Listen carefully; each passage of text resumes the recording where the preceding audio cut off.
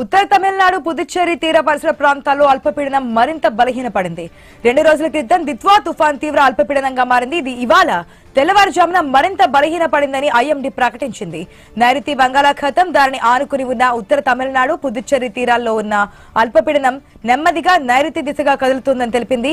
ఇది వచ్చే 24 గంటల్లో మరింత బలహీనపడి సాధారణ స్థితికి చేరుకునే అవకాశం ఉందని ఐఎండీ అంచనా వేస్తోంది.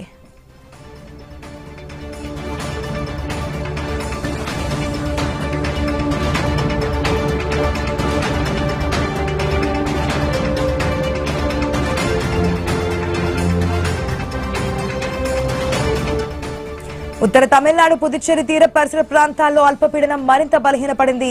2 రోజుల క్రితం దిత్వా తుఫాను తీవ్ర అల్పపీడనంగా మారింది. ఇది ఇవాళ తెల్లవారుజామున మరింత బలహీనపడిందని ఐఎండీ ప్రకటించింది. నైరుతి బంగాళాఖాతం దానిని ఆనుకుని ఉన్న ఉత్తర తమిళనాడు పుదుచ్చేరి తీరాల్లో ఉన్న అల్పపీడనం నెమ్మదిగా నైరుతి దిశగా కదులుతోందని తెలిపింది. ఇది వచ్చే 24 గంటల్లో మరింత బలహీనపడి సాధారణ స్థితికి చేరుకునే అవకాశం ఉందని ఐఎండీ అంచనా వేస్తోంది. అప్డేట్స్ మా ప్రతినిధి రాజు ద్వారా తెలుసుకుందాం. గుడ్ మార్నింగ్ రాజు. దిత్వా తుఫాన్ ఎఫెక్ట్ మనకి ఏపీలో కూడా కనిపించింది. అయితే ఇది 24 గంటల్లో మరింత బలహీనపడే అవకాశం ఉందంటున్నారు. 2 రోజుల్లో పూర్తిగా దీని ఎఫెక్ట్ నుంచి ఏపీ బయటపడింది అనుకోవచ్చా, దిత్వా ఎఫెక్ట్ నుంచి? గుడ్ మార్నింగ్ ఆశ. ఏదైతే దిత్వా తుఫాను ముప్పు నుంచి అయితే తప్పిందనే చెప్పుకోవచ్చు. ఇప్పుడు మొన్నటి వరకు కూడా ఆ తీవ్ర తుఫానుగా ఉన్నటువంటి 2 రోజుల క్రితం అయితే తీవ్ర అల్పపీడనంగా మారింది. అల్పపీడనం నుంచి మరి నెమ్మదిగా నైరుతి దిశలో కదులుతూ ఆ ప్రస్తుతం అయితే అల్పపీడనంగా మారిందని చెప్పి ఐఎండీ అధికారులు అయితే సూచిస్తున్న పరిస్థితి అయితే ఉంది.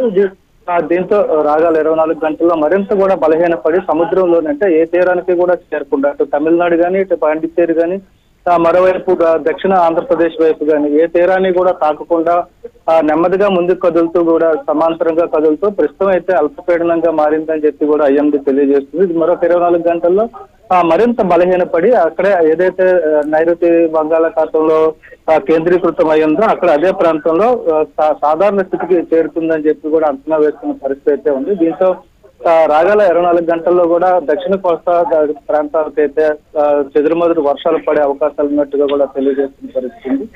ముఖ్యంగా నెల్లూరు, చిత్తూరు, అన్నమయ్య, తిరుపతి జిల్లాల్లో దీని ప్రభావం మరికొన్ని గంటలు అయితే ఉంటుందని చెప్పి అంచనా వేస్తున్నారు. దీని ప్రభావంతో చెదురుమదురుగా చెదురుమదురు వర్షాలు అయితే పడే అవకాశాలు అయితే కనిపిస్తున్నాయి.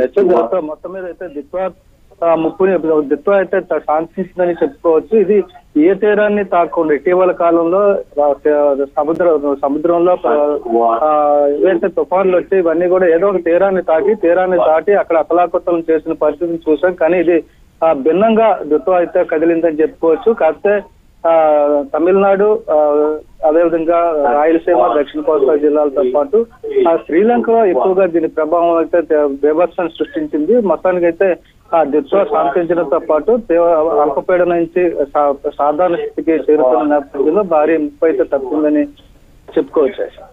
Right Raju, thanks for the update.